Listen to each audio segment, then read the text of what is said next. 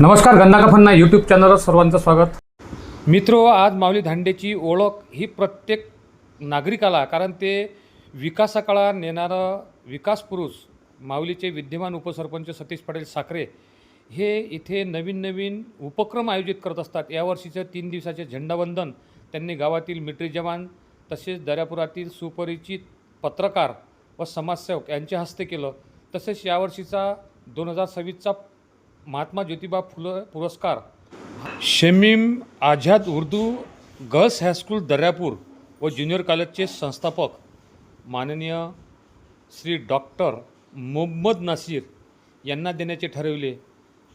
हा पुरस्कार यांनाच का आणि त्यांचे कर्तृत्व काय, त्यासाठीच आज हा व्हिडिओ.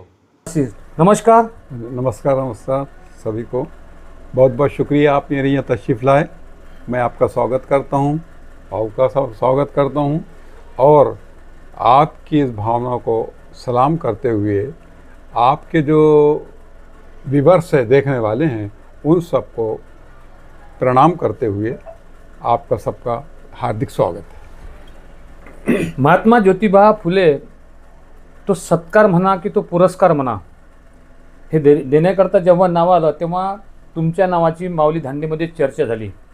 हा पुरस्कार किंवा हा सत्कार घेत असताना ते व्यक्ती त्या लायक आहे का, यासाठी पुरस्कार देण्याच्या अगोदर मला असं वाटलं की तुमची मुलाखत घ्यावी आणि तुमचं जे कार्य आहे पुरस्कार दिल्यानंतर लोकांपर्यंत गेल्यापेक्षा पुरस्कार किंवा सत्कार घेण्याच्या अगोदर जर पोचलं तर ते लोकांच्या मनात तुमच्या बद्दलची जी भावना आहे ते वेगळी होईल आणि जे सत्कार किंवा पुरस्कार घेऊन राहिले त्यांचा सुद्धा समाजात एक आदर सत्कार की योग्य माणसाचीच त्यांनी निवड केली.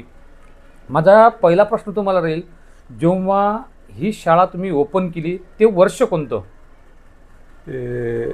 अगर आप मुझे थोड़ा माफ़ करें, क्योंकि मैं मराठी में भी बोल सकता हूँ लेकिन उस अंदाज से नहीं बोल पाऊँगा जैसा मैं पूरी भावनाओं को व्यक्त नहीं कर सकता. माफ़ करें तो मैं इसका हिंदी में जवाब दूँगा. तो आपने बहुत अच्छा सवाल किया. इसके पहले मैं बताऊं आपको, यहाँ एक माहौल था कि मुस्लिम लड़कियों को पढ़ाया नहीं जाता था. फिर उसके बाद मेरे फादर ने यहाँ पर नगर परिषद के थ्रू 4th की क्लास खोली थी. उसका वो बढ़ते बढ़ते 7वीं तक पहुँची, लेकिन एक ज़माने तक के उसके बाद फिर 7वीं पे कोई दरियापुर का कोई आदमी 7वीं के ऊपर लड़कियों को पढ़ाने के लिए तैयार नहीं होता था. इसके बाद ये हुआ कि बहुत गैप पड़ गया. उसके बाद मेरे ध्यान में एक बात आई है कि अपन ने अपने समाज में सुधार लाने के लिए बहुत ज़्यादा ज़रूरी है कि लड़कियों का पढ़ाई हो, विद्यार्थियों का पढ़ाई हो, इसके लिए ताकि उनका दिमाग का जो है वो डेवलपमेंट हो सके. इसके लिए मैंने इसके लिए कोशिश की. उस ज़माने में जावेद खान साहब इसके मिनिस्टर हुआ करते थे एजुकेशन के. उनसे हमने मिला के इस स्कूल की ओपनिंग 89 90 के अंदर हमने खोला. लेकिन जुलाई में हमको परमिशन आने की वजह से कोई एडमिशन्स तो मिले नहीं. तो हमको ये करना पड़ा कि पिछले बैठी हुई जो लड़कियों थी जो इससे पहले पढ़ नहीं रही थी उनको हमने ला के पढ़ाया. लेकिन उन लोगों की कंडीशन ये होती थी कि 7वीं के बाद हम पढ़ाएंगे नहीं. अगर आपको है और तुम्हारी है तो उसके लिए तुमको लेडीज़ टीचर का अपॉइंटमेंट करना पड़ेगा और वो एक चपरासन भी खुद जाएगी और ख़ुद ला के हमारे पास छोड़ा करेगी. उनकी सब कंडीशनें मंजूर करके मैंने उसका इंतज़ाम किया. इसके लिए सबसे ज़्यादा जो पार्ट अदा किया है वो मेरी मिसेस अज़रा परवीन है, जो पॉलिटिकल साइंस में और अरबी के अंदर MA थी, B.Ed थी. मैं डिग्रस में रहा करता था, मैं लेक्चरर था. मैं सिर्फ 8 दिन में एक बार आता. वो सब का पूरा ध्यान रखती और काम किया करती. चपरासन रोक जाती थी और लोग उनको वापस लाती थी. ये करने के अंदर हमको अपने लिए उनके ड्रेसेस का इंतज़ाम करना पड़ता था, किताबों का इंतज़ाम करना पड़ता था. इसके लिए मैंने ख़ानदान के कुछ लोगों से रिक्वेस्ट करके कि तुम इतने ड्रेस दे दिया करो, तुम इतने ड्रेस दिएगा, तुम इतनी किताबें, वो सब किताबें लेके मैं उनको दिया करता था. आपको ताज्जुब होगा कि पहली बार मेरे पास हाजिर रहने वाली सिर्फ 7 बच्चियाँ थीं, वो भी 3-3 साल बैठी हुई थी. उसके बाद बढ़ते गए. मैट्रिक में मुझे खुशी होती है इस बात की, इतनी मेहनत की गई, इतनी मेहनत की कि 100% हमारा मैट्रिक का रिजल्ट रहा उस वक्त। जबकि इसमें 89 में हमने खोला था इसको स्कूल को। 100% उसकी वजह से लोगों का अट्रैक्शन फिर हमारी तरफ होता चला गया और लोग आकर हमारे यहाँ एडमिशन लेने लगे। हमने फिर टीचर्स के लिए भी लेडीज़ टीचर यवत महल से वहाँ से जाके लाए और उनके रहने वहने का इंतज़ाम किया, बच्चों के ड्रेसेस का इंतज़ाम करते थे। लेकिन इस सूरत में भी वो लोग जो 7वीं के ऊपर पढ़ाना नहीं चाहते थे, उन्होंने हमारे ऊपर टीका करना शुरू कर दिया कि ये बच्चों को बहकाना चाहते हैं और ये करना चाहते हैं और क्या ज़रूरत है, घर के अंदर तो पढ़ाई होनी है, घर के अंदर पढ़ना है, घर के रोटी तो बेलना है अपने को जाके, ये सब कहा करते थे। हमने सबकी बातें सुनी, लेकिन अपने दिल पर अपने ऊपर कर रहे।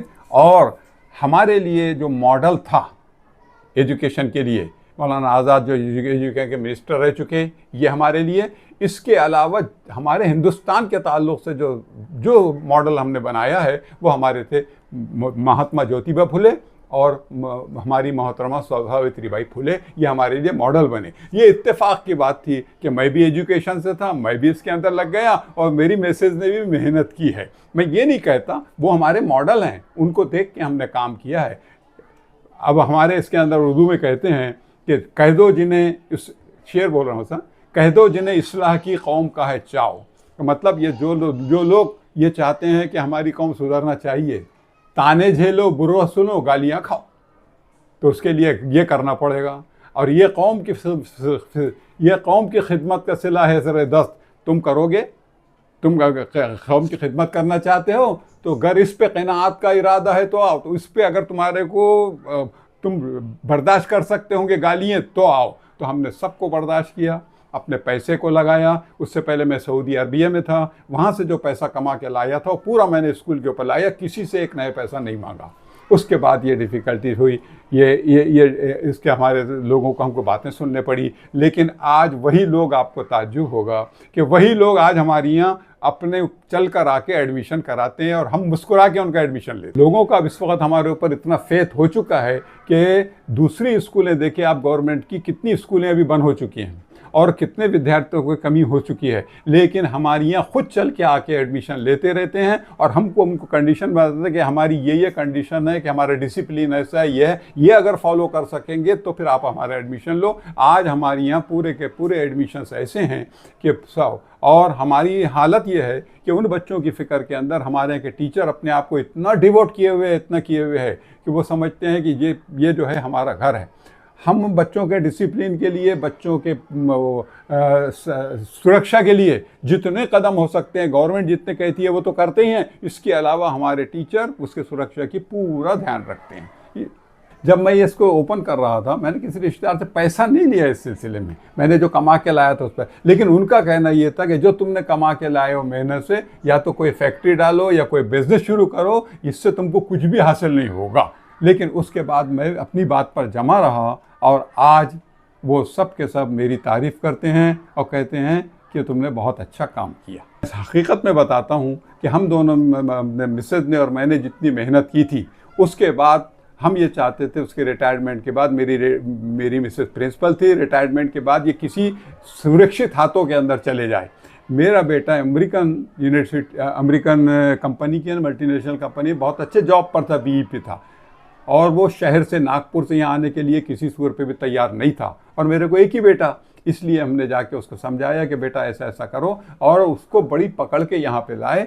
और ऐसा नहीं है कि कॉम्पिटेंट नहीं है, वो उर्दू से, इंग्लिश से एमए है, वो अरबी से एमए है, वो बीई है, वो बीएड है और बीएससी तक किया हुआ है, लेकिन वो ये आने के लिए तैयार नहीं था। हमने उसको यहाँ पे लाया। आज मुझे बहुत खुशी है उसके हवाले करने के, आज हमको मुड़ के देखना ही पड़ रहा है और स्कूल तरक्की करती चली जा रही है। अब ऐसे तुम्हारे पास कितने स्कूल है, कहाँ? मेरी स्कूल एक तो प्राइमरी चलती है, प्राइमरी यहाँ पे है, और जूनियर जो है तो अल्फला शमीम आज़ाद के नाम से चलता है, अल्फला शमीम आज़ाद के नाम से चलता रहता है, और गर्ल्स हाई स्कूल है। इसके अलावा अंजन गांव में मेरी एक हाई स्कूल है। इसके अलावा मानव संसाधन जो है मिनिस्ट्री, HRD मिनिस्ट्री है, वो वहाँ पे दिल्ली की, वहाँ से हमारे सेंट्रल गवर्नमेंट की तरफ से एक अरबी का एक कोर्स चलते रहता है, वो कोर्स भी हमारे यहाँ चलाया जाता है। 36 साल हो चुके हैं। हाँ। इस 36 साल में हज़ारों बच्चे यहाँ से निकल कर और खूब अपनी अपनी की जॉब पे कर रहे हैं। और आपका ताज्जुब होगा कि जो बच्चियाँ यहाँ से निकली थी वो कहीं भी चली गई हैं तो वो अपने नाना के यहाँ रख के अपने बच्चों को शमीम आज़ाद में ही पढ़ाना चाहती हैं। आज वो बच्चे जो निकल के चले गए थे उनके नवासे तक के हमारे पास आ रहे हैं और यहाँ के वो पढ़ रही हैं। अभी बच्चे कितने तुम्हारे स्कूल में? अभी 1000 के तकरीबन 1000 के करीब हमारी सब स्कूलों में मिलाकर पूरे बच्चे हैं।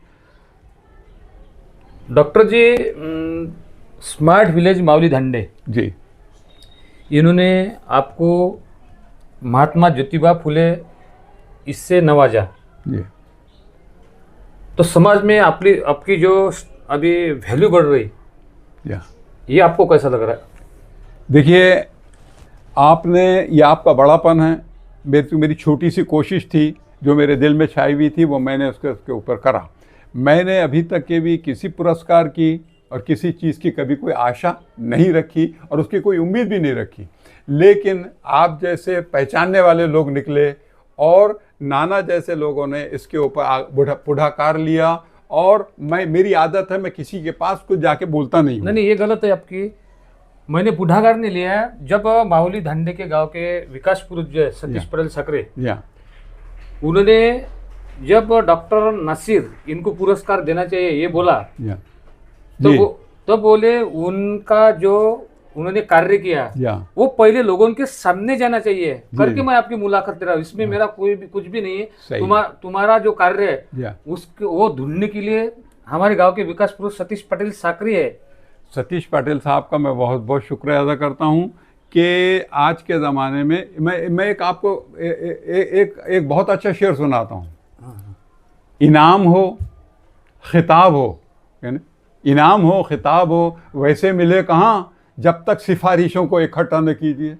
जब तक ये सिफारिशें करते नहीं हैं, उस चीज़ से हट के हमारे साकरे भाव ने इस चीज़ों को न किसी की सिफारिश सुनना है बल्कि किसी में क्या है वो मालूम करे, बात सही जगह पुरस्कार पहुंचना चाहिए। इसके लिए खोज करके मेरे पास आए। मैं अपने दिल से उनको नमस्ते करता हूं और मैं दिल से ये चाहता हूं कि ये लोग इस तरीके से और मकामात पर भी जो उसके हकदार है उस तक के तमाम चीज़ को पहुंचाएं। मैं अपने आप को इतना हकदार समझता नहीं हूं क्योंकि मेरे को आगे भी बहुत कुछ करना है। लेकिन कोई आदमी अगर कुछ करता है भाऊ तो कुछ ना कुछ दिल के अंदर खुशी होती है। मुझे सिर्फ इतनी खुशी है कि कोई तो है जो मेरे काम को अच्छा कहने वाला निकला। डॉक्टर मोहम्मद नासिर या त्या पात्रतेचे आहेत म्हणून त्यांना तो सत्कार किंवा पुरस्कार मावली स्मार्ट विलेज मावली धांडेतर्फे देण्यात येत आहे। आपण गन्ना का फन्ना यूट्यूब चॅनलवर मुलाखत दी त्याबद्दल तुमचं आभार मानतो। मैं सबसे ज़्यादा आप लोगों का शुक्रगुजार हूँ, आपको धन्यवाद देता हूँ कि आप जैसे मेरे छोटे से आदमी के पास इतना बड़ा चैनल वाले मेरे पास आए और मेरा इंटरव्यू लिया। इसके लिए मैं तहे दिल से आप लोगों का शुक्रगुजार हूँ और ख़ुसूसी तौर पर हमारे सतीश पाटिल साहब का कि वो इतने दूर से चल के हमारे पास आए और हमारी इज्जत बढ़ाई। इसके लिए बहुत बहुत शुक्रिया, धन्यवाद। गन्ना का फन्ना यूट्यूब चॅनल प्रस्तुत करता गणेश साखरे, कॅमेरामॅन राजीव गवई सोबत। असेच व्हिडिओ पाहण्याकरता पाहत राहा गन्ना का फन्ना यूट्यूब चॅनलला लाईक सबस्क्राईब शेअर करण्यास विसरू नका। धन्यवाद।